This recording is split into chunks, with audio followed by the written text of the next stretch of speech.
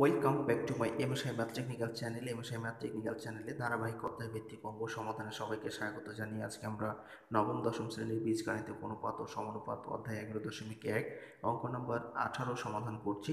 এর পূর্বে অলরেডি আমরা 1 থেকে 17 পর্যন্ত সমাধান করে দিয়েছি, তো সেগুলো তোমরা খুব সহজেই দেখে নিতে পারবে। এমএসআই ম্যাথ টেকনিক্যাল লিখে ইউটিউবে সার্চ দিলেই এই চ্যানেলটি পেয়ে যাবে।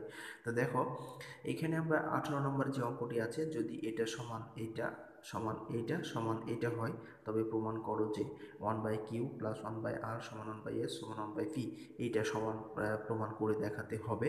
তো আমরা খুব সহজে এটা প্রমাণ করে দিতে পারবো। তো আমরা ধরে নিব, আমরা ধরি লিখে দিলাম যে ধরি এটা সমান এটা সমান এটা সমান এটা, সবগুলা সমান আমরা ধরে নিলাম এম। আমরা এই চারটা সমান ধরে নিলাম এম। এখন আমরা যেহেতু এটা সমান এম এটা সমান এম, সবগুলোকে আলাদা আলাদা করে এই লিখবো। আমরা এটা সবগুলোকে আলাদা আলাদা করে লিখে নিব, তাহলে আমাদের জন্য সুবিধা হবে। তো এখানে আমরা যেহেতু সবগুলা সমান এম ধরেছি, তাই A plus B plus C of P সমান এম।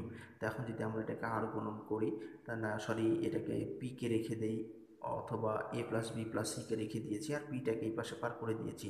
এটা গুণ অবস্থায় ছিল, এই পাশে এসে হয়ে যাচ্ছে ভাগ, অর্থাৎ এ প্লাস বি প্লাস সি সমান এম বাই পি।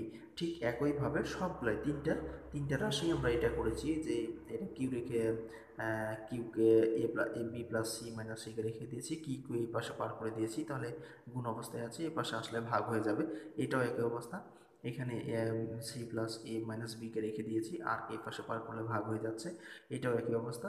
এখানে আমরা এ প্লাস বি মাইনাস সিকে রেখে দিয়েছি, এসকে পার করলে ভাগ হয়ে যাবে এম এর সাথে। তো আমরা এখানে চারটা সমীকরণ পেলাম। এই চারটা সমীকরণই কিন্তু আমাদের অঙ্ক সমাধান করতে কাজে লাগবে।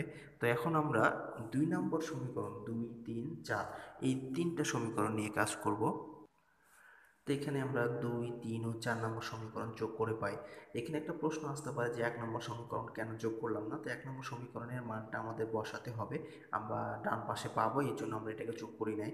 তো এই জন্য আমরা 2, 3, 4 এই তিনটা সমীকরণকে যোগ করলাম। তো আমরা আগে এই পাশটাকে যোগ করে নিয়েছি, অর্থাৎ 2 নম্বরে ছিল এম বাই কিউ প্লাস দ্বিতীয় নম্বর ছিল আর, বা 3 নম্বরে ছিল আর এম বাই আর, আর 4 নম্বরে ছিল এম বাই এস। আর এইগুলো সবগুলোকে আমরা যোগ করে নিয়েছি, এই যোগ করে নিয়েছি।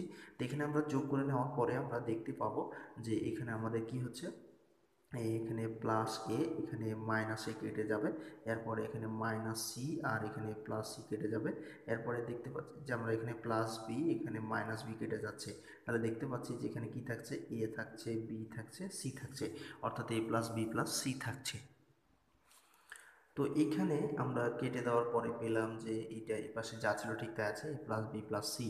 এখন এটা ঠিক এই পাশে যা ছিল তাই আছে, এটা পরিবর্তন করে নেই, কিন্তু এ প্লাস বি প্লাস সি সমান পেয়েছিলাম এম বাই পি। 1 নম্বর সমীকরণেই আমরা এ প্লাস বি প্লাস সি সমান পেয়েছিলাম এম বাই পিতে, এই মানটা আমরা বসিয়ে দিয়েছি। তো এখন আমরা কি করলাম, উভয় পক্ষকে এম দ্বারা ভাগ করলাম। এম দ্বারা যদি ভাগ করি তাহলে এমটা বাদ হয়ে যাবে, থাকবে 1/কিউ প্লাস 1/আর প্লাস 1/এস সমান 1/পি। তো এটি আসলে প্রমাণ হয়ে গেল। তা আশা করি তোমরা খুব সহজে এটি বুঝতে পেরেছো। তো ধন্যবাদ এতক্ষণ ধৈর্য সহকারে ভিডিওটি দেখার জন্য।